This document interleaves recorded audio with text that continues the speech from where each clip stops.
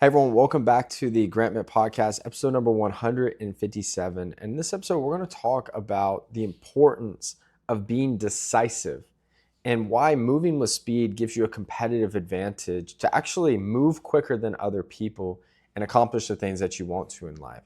So I had this football coach, and when I was playing football in California, I was a quarterback at the time, and he said, Grant, it's sometimes better to be decisive than right, meaning if you're making quick enough decisions, even if you make the wrong throw, because you were on time, the defense doesn't have enough time to react, meaning you will have less pressure, you'll be sacked less, and you'll end up having a higher completion percentage and just being a better quarterback. And I realized that this applies to life as well. I want you to think about all of the industries that have exploded over the last 10 years or so. You have crypto, you have renewable energy, you have the data centers and AI boom. And a lot of the people who got really, really wealthy in these industries and other ones were not always the smartest, most connected, or most ready. It was actually that they just got in that industry first. They were the first movers. When everyone else was worried about other things, they were already taking action in this industry. So when the wave or the tsunami came, they were just being able to take advantage of what they had already been working on. Meaning, even if someone else jumped in that industry, tried to start a company 2 or 3 years later, and they had all the money and the resources in the world, they can't buy experience. And that's why those people got extremely wealthy. So right now, every single one of you is deciding something. You're thinking about your future. You're debating if you want to move. You're debating if you want this job, if you want to start this business, whatever the case may be. It could be any topic. It could be your personal life too. And what I've found, especially in running a business, is you have problems that come to your desk every single day. You have decisions that need to be made. Firing a person, cutting this relationship out, whether it's business, personal, changing this, going into this new market. And one of the best things that I learned in scaling the solar business and going into 15 different states is when we wanted to go into a new market. Let's say that I wanted to expand into the Carolinas. Most companies, and even ChatGPT might say this, it might tell you to get all these reports, hire someone that's an analyst there, set up calls with people in the markets, do all this nonsense for 3 to 6 months. What we simply did to know if it was a good market is we did zero research, minus this is a city, this is the demographics, which you can find online in 30 seconds. Then we said, okay, who are the installers in that area? We'd make sure that we were partnered one. Luckily, we were partnered with someone who was already installing in that market. All we would do is we would turn on the ads in that specific city, targeting our ideal customer. And we would only give the leads to our top sales reps who could think quick on their feet, could give us real insights. And I'd say, hey, we're expanding into Charlotte and Charleston. We want to give you guys these leads for the next week.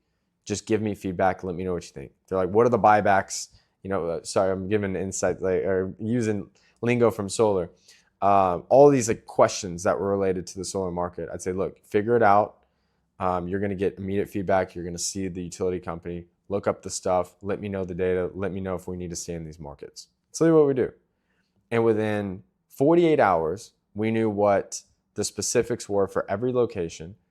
And by the end of the week, we would know, do we want to stay in this market? Do we need to remove these specific zip codes? Do we need to pull away from this utility company? Do we need to change installers? We would know absolutely everything.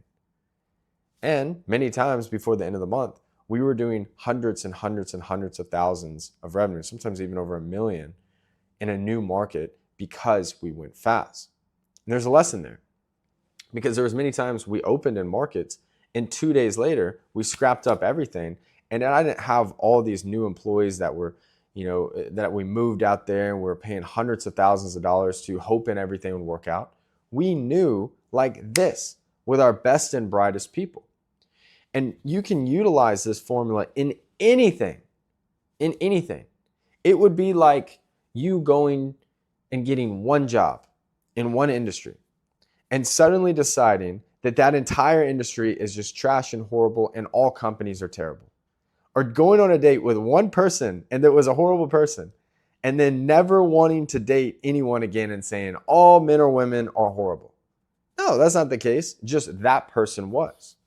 But when you bet on yourself in business and you try things, you get information that people in hypothesis land don't receive. Okay, so no matter how intelligent you are, never live in hypothesis land. This is the land of not taking action. These are the Googlers.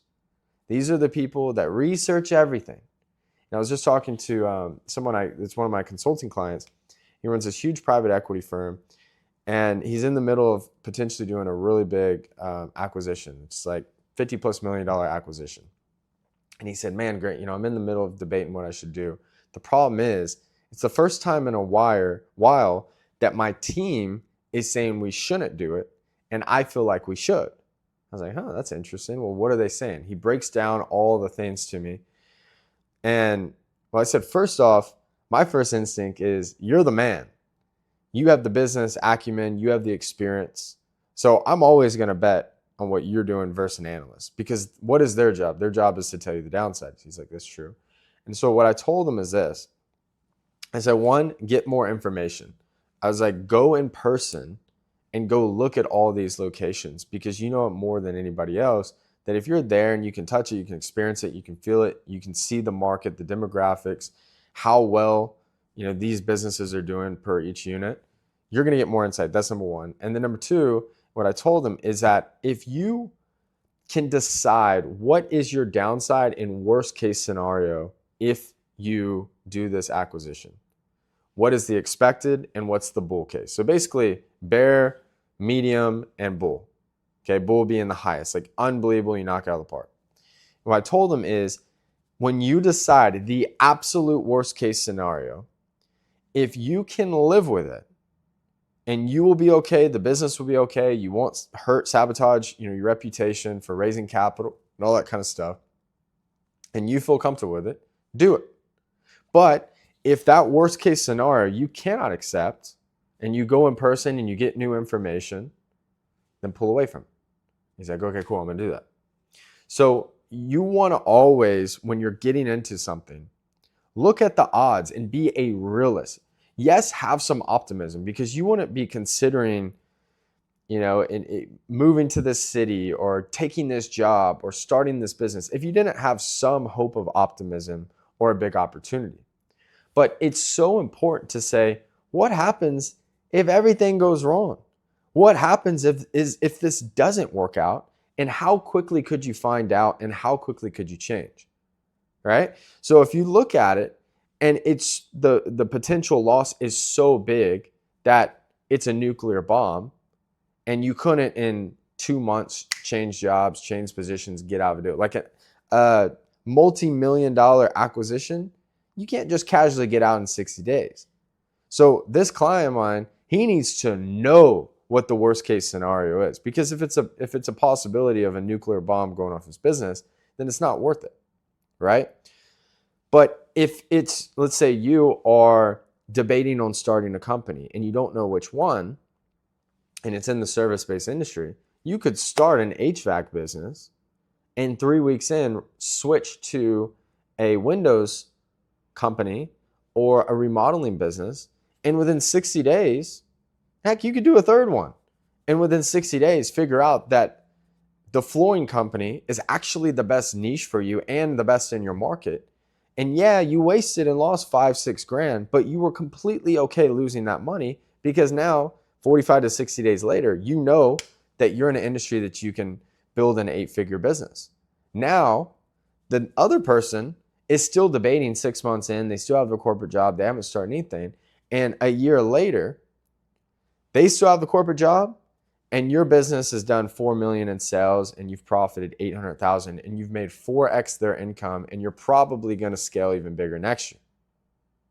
So when you get in the game, and if you have an ability to pivot, wow, you have a massive competitive advantage. If you're younger, we have a lot of people listening that are college students or younger, or starting out. Like, Grant, I'm trying to figure out what to do. My advice is literally follow what's natural. Where are the winds blowing? What is going to give you extra push? Okay, because this is always changing. And then 3, try as many things as possible and get in the proximity of the people and the environment that has these people that are winning. Because eventually, you're going to pick up their characteristics and the advantage of being in that environment. But you can always change. It's a saying I wrote this on my notes, that jump off the diving board. You can stay in the water if it's nice, but if you don't like it, you can literally just get out of the pool. Now my consulting client that has a private equity firm, he's jumping off a waterfall. So he can't just jump in and do a cannonball and hope everything's good. He's got to know that when he goes down the waterfall, he's going to be good. So each decision is different. And that's why you have to know what the downside is. But if the downside is you quit the job in 45 days and you go work somewhere else, my question to you is, can you accept that fate? Right? When I was starting my first business, I looked at everything because I'd saved up for 2 years and I was debating on if I should quit this job where I was getting offered to run the company plus equity and start my own deal. And I couldn't decide what I want to do. I asked all these people that were really successful business people. And I actually asked my mom, and I told my mom the downside of both, the upside of both. She said, well, damn, you should probably start the damn business. And I said, that's what I think. And what I was telling her is that the smartest people I knew were telling me no, but my gut in the downsides and the upsides were telling me that I should do it. Because what I realized is, yeah, my downside, I'd lose that opportunity. But I thought, how quickly could I get another sales job and go out and make 200 grand? For me, in that specific industry, my experience and skill sets, that would have been easy. But then when I looked at everything, I realized that I could also just start my own business and be a sales rep, assuming every single person hated me and didn't want to work for me. I could still make more money. And as soon as I said that, it registered me that it's a no-brainer to start a business.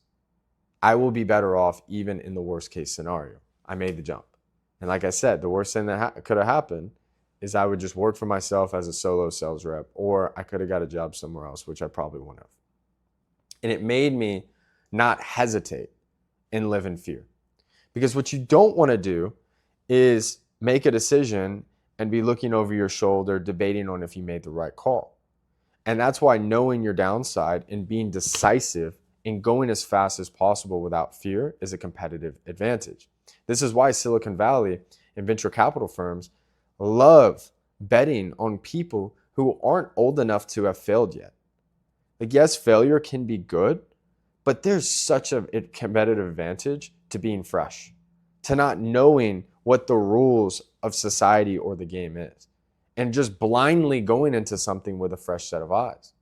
That's what helped Elon Musk build SpaceX, is he didn't just go and copy NASA's space plans, because he realized if he copied NASA, he could never stay in business.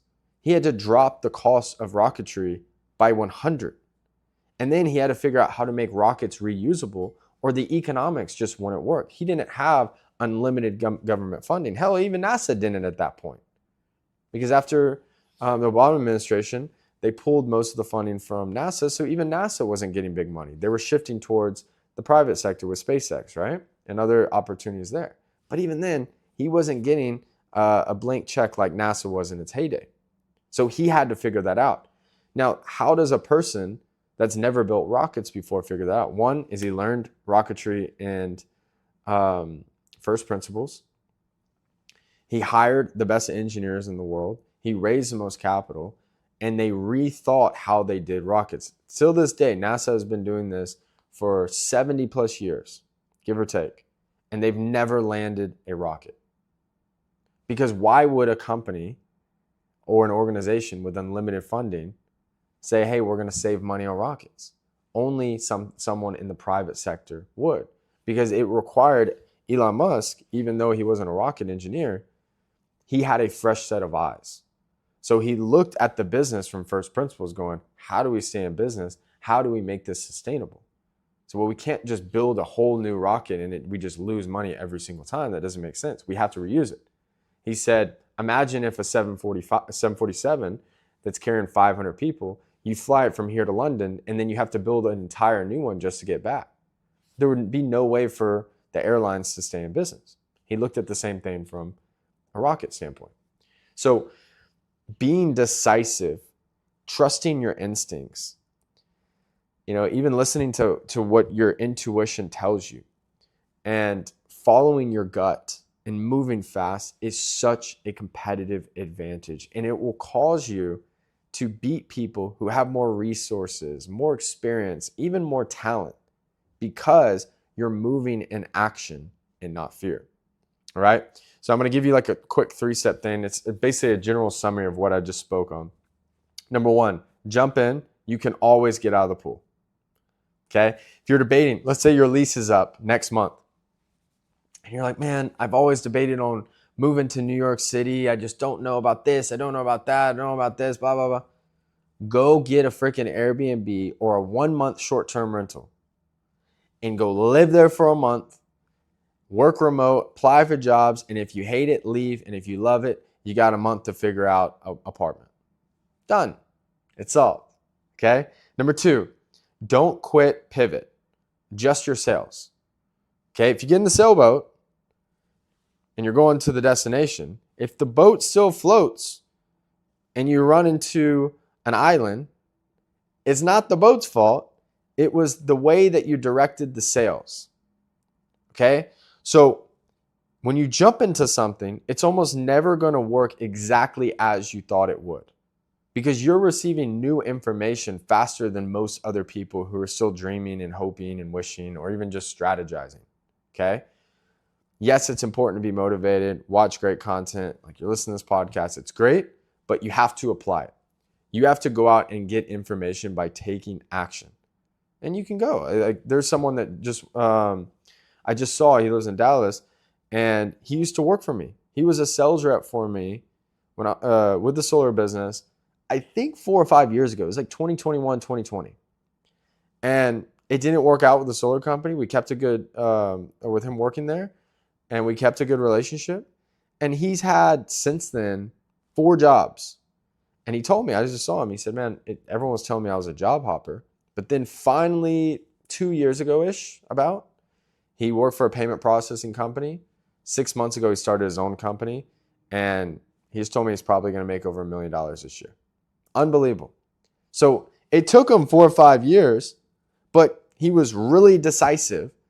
And until he found his exact lane, his exact niche, then once he found it, he knew exactly what he needed to do to become that person. Now he's going to make more than 0.01% of people in America. See, he was decisive. He kept going. And then once he found it, you go all in. That's number 3. Once you zero in, go all out. All right?